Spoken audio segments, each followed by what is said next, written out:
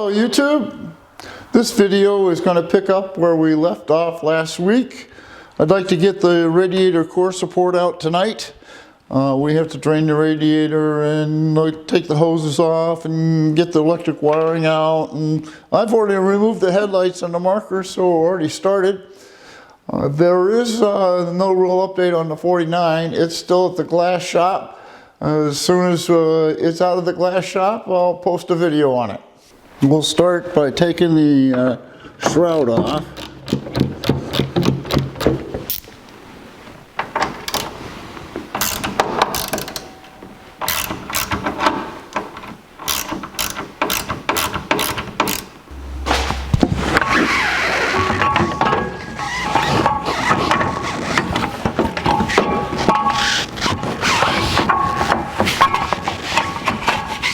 I guess we need a new fan shroud. It was broken to start with. The all-important bag and tag.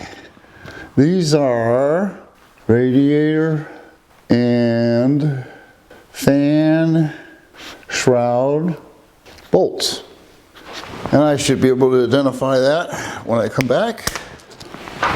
Let's take this upper hose off. Alright, let's see if we're lucky. Oh wow, look at that. That hose has to be really new.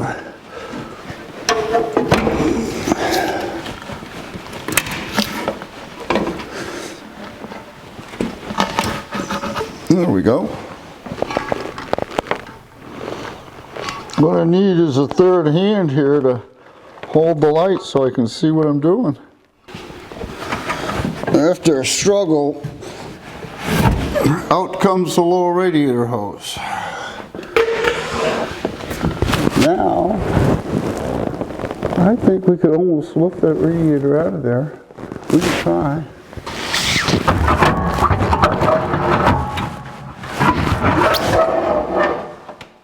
There we go. This is a good looking radiator. The fins are all nice and tight. What we're doing here is pulling the wiring harness out of the radiator core support so that we can pull the radiator core support off the vehicle. And now what we got to do is feed this wire through this hole. We have to get this wire out of the fender.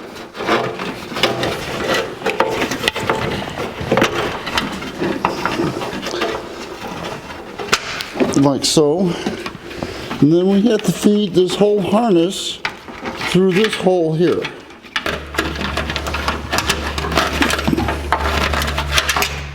Ta-da!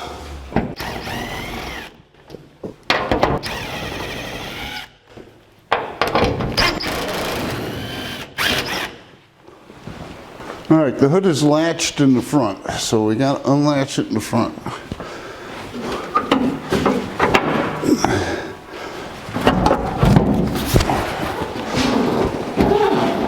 Can you pick it up? How's your arm?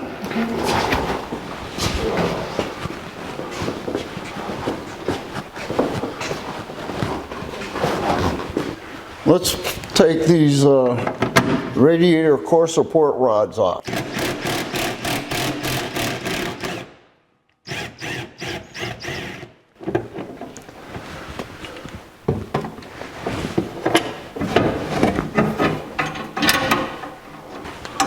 And off it comes. We'll do the other one now. Behind that part of the radiator core support is a big old core support bolt. So we got to remove that. Here we go. Let's see if this impact will take that bolt out.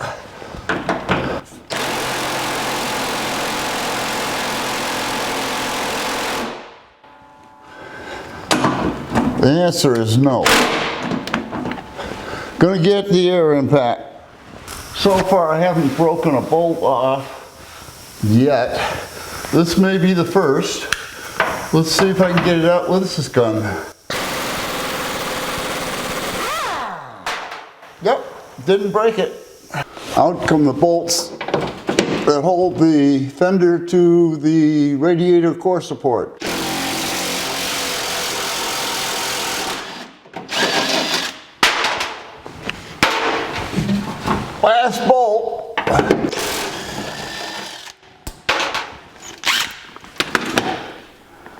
think it'll stay there.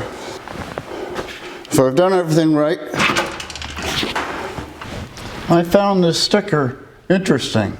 It says, this vehicle intended for principal use at high altitude and conforms to US EPA regulations applicable to 1982 model year new light-duty trucks, compliant, demonstrated above 4,000 feet.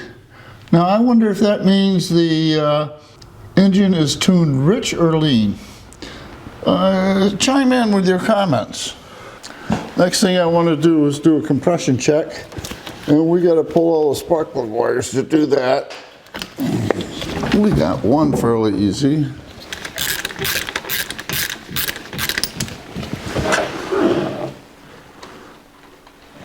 Doesn't feel stripped. That's nice and clean. That's a expensive plug. I want to do a compression check before I disable the engine. The thing runs great. It's got 170,000 miles on it. Doesn't smoke, but let's see what the compression is.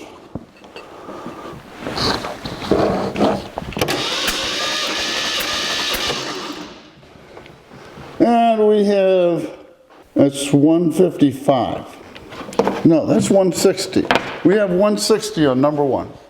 This is what we ended up with.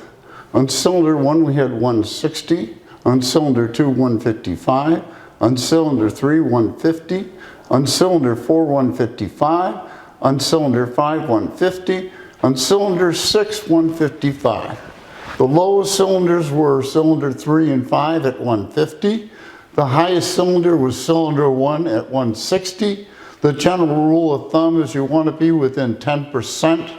10% of 160 is 16, so we're within 10. So now what do? It doesn't smoke, it's got great compression, it starts, it runs. Do I rebuild it or do I just reseal it? I think we have to wait and see when we get it out. Let's remove this battery box. It needs to be sandblasted and powder coated in the color of the Jeep.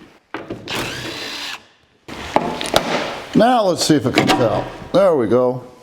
Next we want to remove this fender. In order to remove the fender we need to take this electronic stuff off. So let's do that.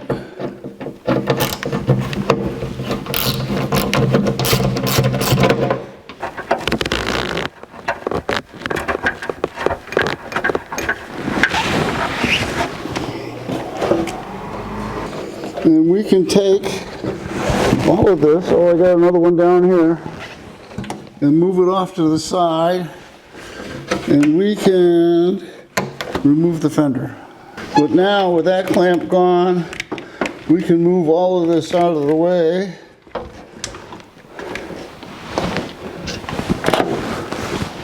And take this fender off. I think I've got everything. Let's take it out. Should only be one bolt holding it now.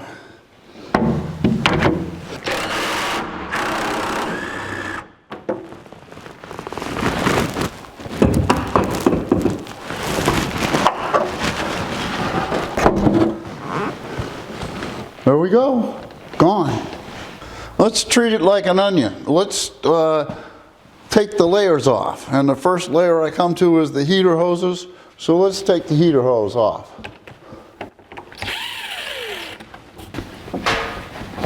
Oops, there we go. A mess on the floor. Next in this layer of onions is the gas line. So off comes the gas line.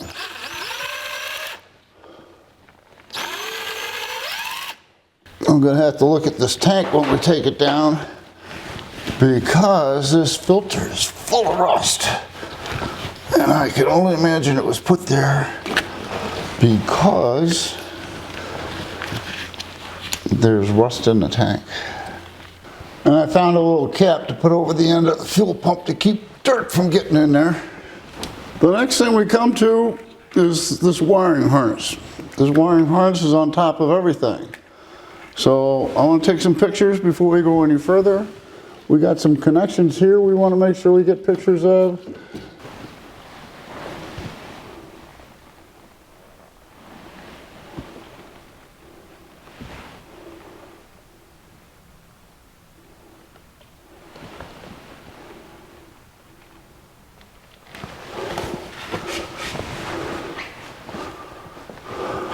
The first connection we come to is the connection for the distributor, and that just snaps apart.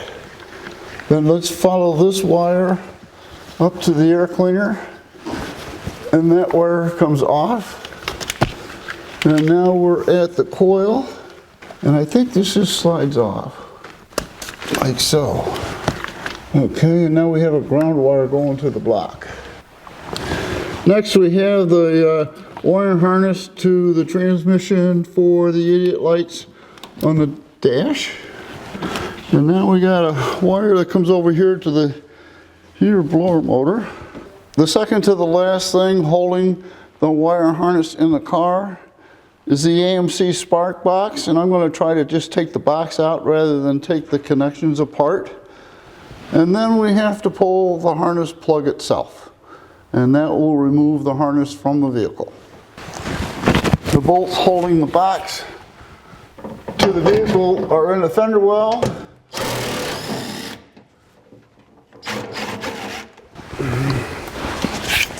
Last one. Finally, we can remove the entire wire harness from the vehicle. And that's what it looks like when it's all laid out.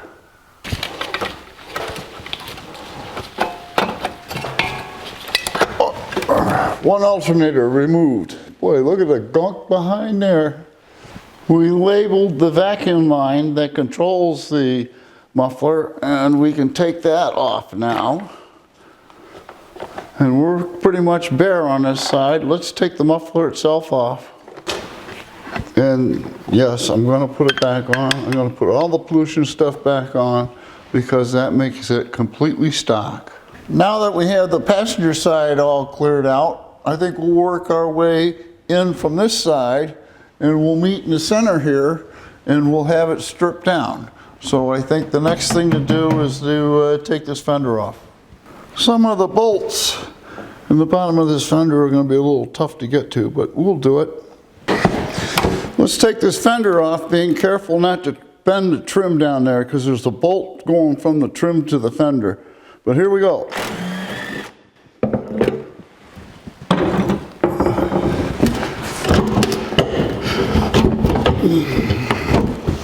Come on out of there. There we go. All right. Okay, attempt number 2. I've taken the time to label the vacuum lines, and we can now take the air cleaner off. And the same thing goes for the vapor canister. I've labeled all the lines, and we can take that off the Jeep now. We're getting close to addressing this. There's a heck of a lot of vacuum lines there.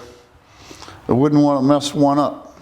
The air pump, which was here, and the power steering pump, which is here, are sort of tied in together. In order to get the air pump off, I had to take bolts out of the power steering pump bracket in order to get enough room to get the air pump out. But now that I've got that out, I've got things loosened up, and we can get this power steering pump out.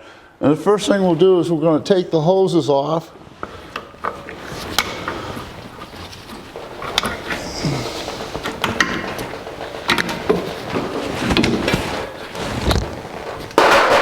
Hoses are off. Next thing we'll do is take this last remaining bolt out, and out comes the pump. So the next thing in the way is, of course, the steering column. So we have to take it out. We've got to take it out anyway because we've got to replace the boot. And because the power steering gearbox is leaking, we're going to replace that. So we got to get this steering rod out.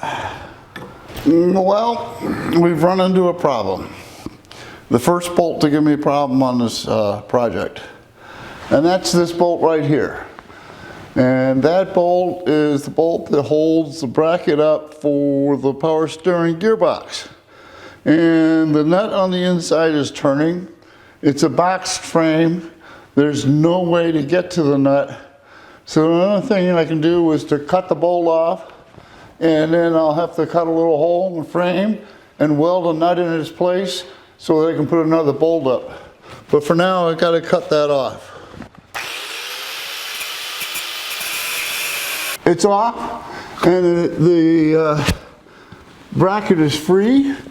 I didn't do any damage to the bracket. We'll be able to fix that. Let's keep going on getting this gearbox out.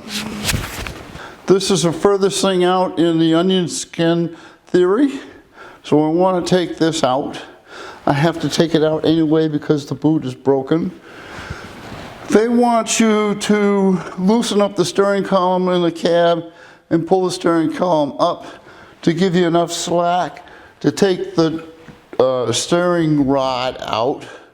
But because I have to take the gearbox out anyway, what I'm going to do is drop the gearbox and slide the gearbox off the end of the steering shaft, and maybe I can get it out that way.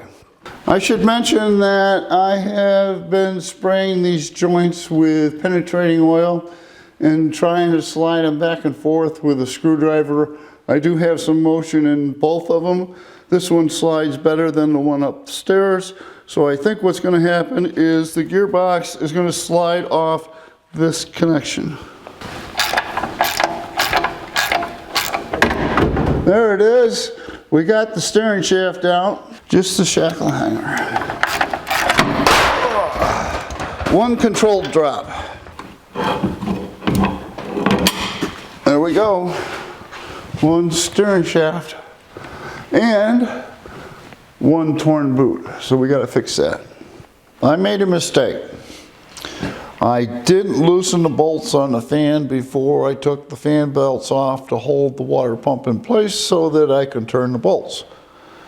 But what I can do is I can take the fan belt, slip it around the fan, go around the crankshaft pulley, and pull it nice and tight, and then I can put the wrench on the bolt and I can loosen it, and the clutch won't turn. And once it's loose,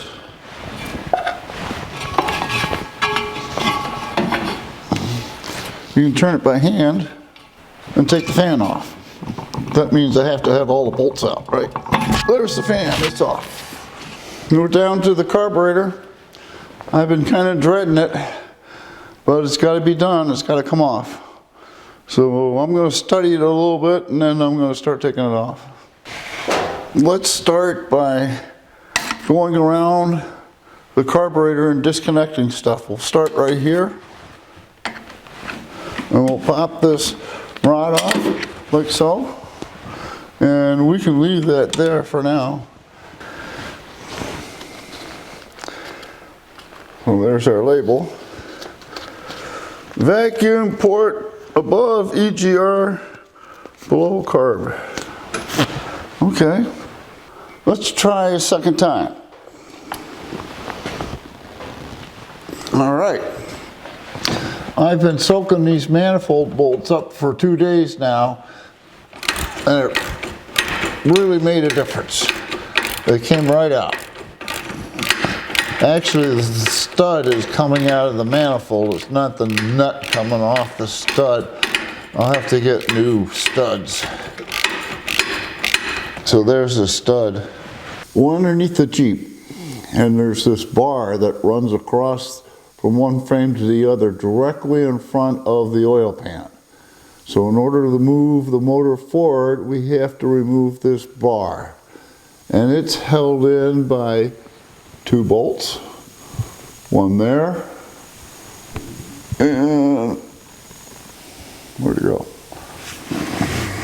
Okay, on this side, The bar is held in by the back bolt.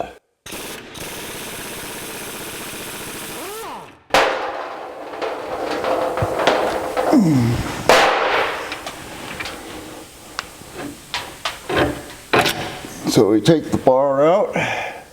The next thing we got to do is remove this Z-linkage. And to remove the Z-linkage, we have to take out the cotter pin here, the cotter pin here, and these two bolts there, and this linkage should come out. So I couldn't get the Z-bracket off the joint from the motor, so I'll take that bracket right off and we'll take the Z-bracket right out. There's more than one way to skin a cat. With the motor stripped down, what we have to do is remove these gear shifts so that we can pull the motor, the transmission out of, there's another bolt. There's another bolt here, right there. You suck. Well, I had wanted to take the gear shifters out before I lowered the transfer transmission and engine. However, there's a bolt right underneath here on the cover for this shifter, and I can't get it out. And I'm not going to strip the head, so what I'm going to do is lower it down, lower the whole thing down, and then get it out. We got to take the skid plate off now. I now have a jack underneath the clutch, a jack underneath the transfer case skid plate, 4 jack stands underneath the Jeep, and 1 jack stand underneath the trailer, hitched just to be sure that when I take all the weight out of the front, this thing doesn't flip backwards. So here we go.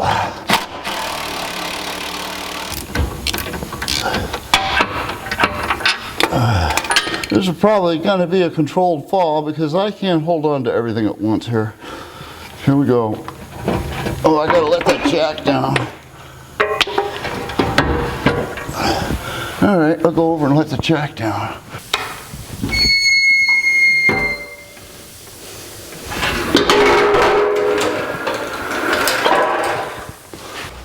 That one's loose too. Both these mount bolts were finger tight. No wrenches needed at all. That's amazing. Kind of looks like they've been out before, because this bolt here in the front doesn't match the bolt in the back. Remembering that we have to take those gear shifts off, so the first thing we're going to do is move this thing forward, hopefully, about 5 inches, and that'll give me room to put a ratchet on that last bolt that's holding the gear shift in. So let's stop delaying, let's pick it up a little bit.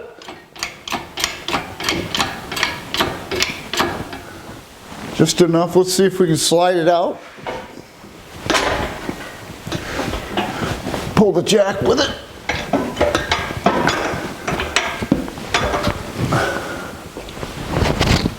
With the transfer case lowered, I can now get a ratchet on that last bolt on our shifter. And I'm glad I waited because I would have stripped that, that's for sure. I kind of want this thing in neutral. That's neutral. Let's pick the shifter out. This is try number 2. The reason it failed the first time is you got to take the drive shafts out in order for it to come forward. I was able to lower it enough to get the shifters out, and now we're ready to try this again.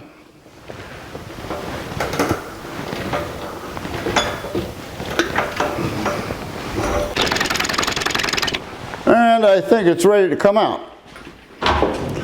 Of course, it has to go to the side.